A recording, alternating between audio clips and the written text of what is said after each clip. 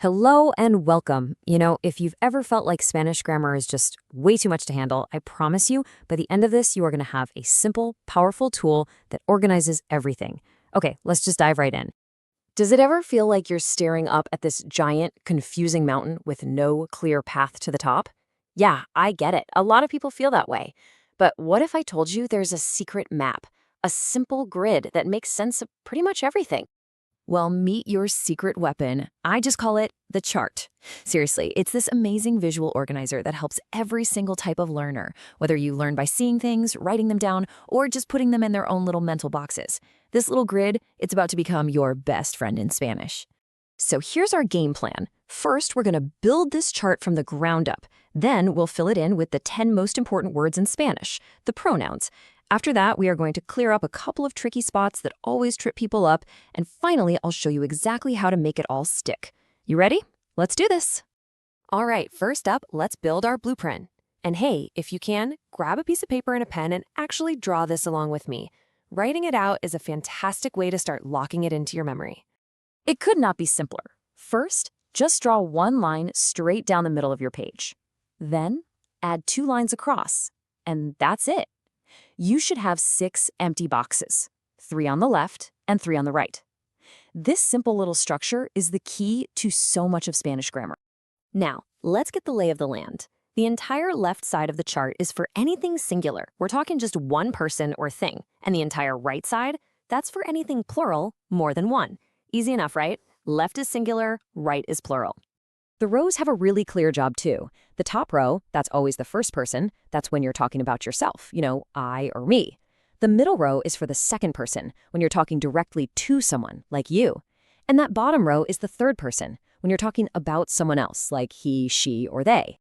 Okay, our chart is built. Now it's time for the fun part. Let's start filling in those boxes with our first set of words, the subject pronouns. These are simply the words that tell us who is doing the action in a sentence. We're going to start in that top left box. This is our first person singular spot. The word here is yo, which of course means I. And a little tip when you say it, try not to round that O at the end. Make it a nice crisp sound, yo. Okay, moving down to the middle left box. Second person singular. This is for the informal you, like when you're talking to a friend. The word is tú, and that little accent mark on the U, it is absolutely crucial. Without it, the word actually means your. So that one little line completely changes the meaning. Don't forget it. And now for the bottom left, our third person singular box. This one gets a little crowded, but it's okay. We put 3 words here. First up is él with an accent, which means he. Then we have ella, and for that L, think of a ya sound, like ella. That means she. And finally, we have usted. Now, usted also means you, but it's the formal, respectful way to say it. And I know what you're thinking, why is you in the he-she box? Hang tight, we are going to clear that up in just a minute, I promise. Let's hop over to the plural side. Top right box, first person plural. If yo is I, this box is for we. The word is nosotros. Now, what's cool is, if the we you're talking about is a group of all females, you just swap that O for an A and say nosotras. For any other group, even 100 women and just one guy, you stick with the default nosotros. Moving down to the middle right, second person plural. This is how you say you all or y'all.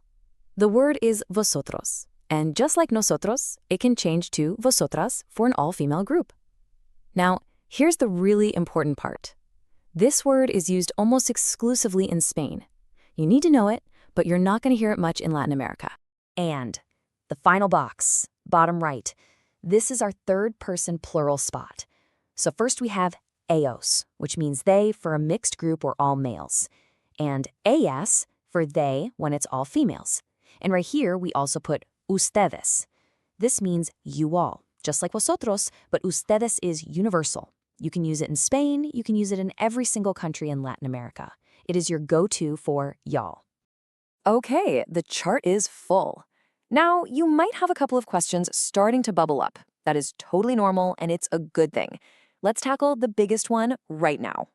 You're probably sitting there thinking, wait a second, you told me the middle row is for you, but then you put usted and ustedes in the bottom row with he, she, and they. What's up with that? This is hands down the most common question, and it is a great one. Here's the secret. And it's actually kind of cool. Think of it this way. A long, long time ago, usted was actually a shortcut for a super formal phrase, Vostra merced, which meant your grace. And you wouldn't say, your grace are here, right? You'd say, your grace is here. You talk about them in the third person. And that's why, even today, when you use the respectful usted, the grammar follows that old third-person pattern, just like it does for él and ella. It's a little piece of history baked right into the grammar. And let's just quickly nail down that other tricky part, the plural you. Just remember, Vosotros is for informal chats with your buddies, but basically only in Spain. Ustedes is your universal you all. You can use it formally, informally, in Spain, everywhere.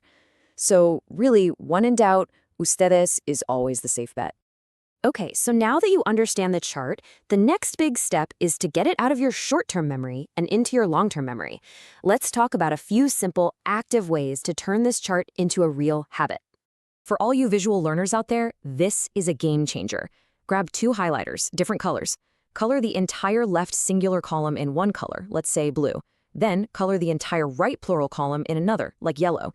Just doing that visually separates singular and plural in your mind. You can even take a pen and trace little lines between words like nosotros and nosotras to connect those gendered forms. You know, the key is just frequent, short practice. Draw the chart on a sticky note and stick it on your computer.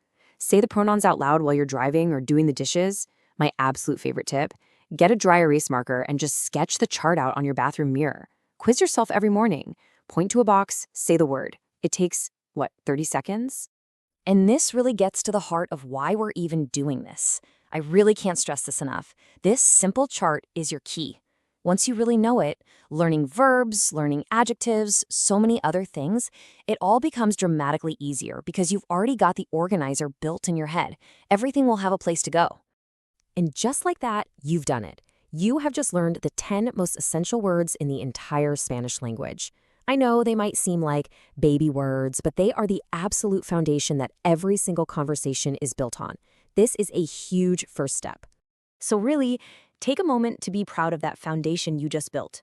You now officially have the who for any Spanish sentence, so the only question left is, what are you going to have them do next?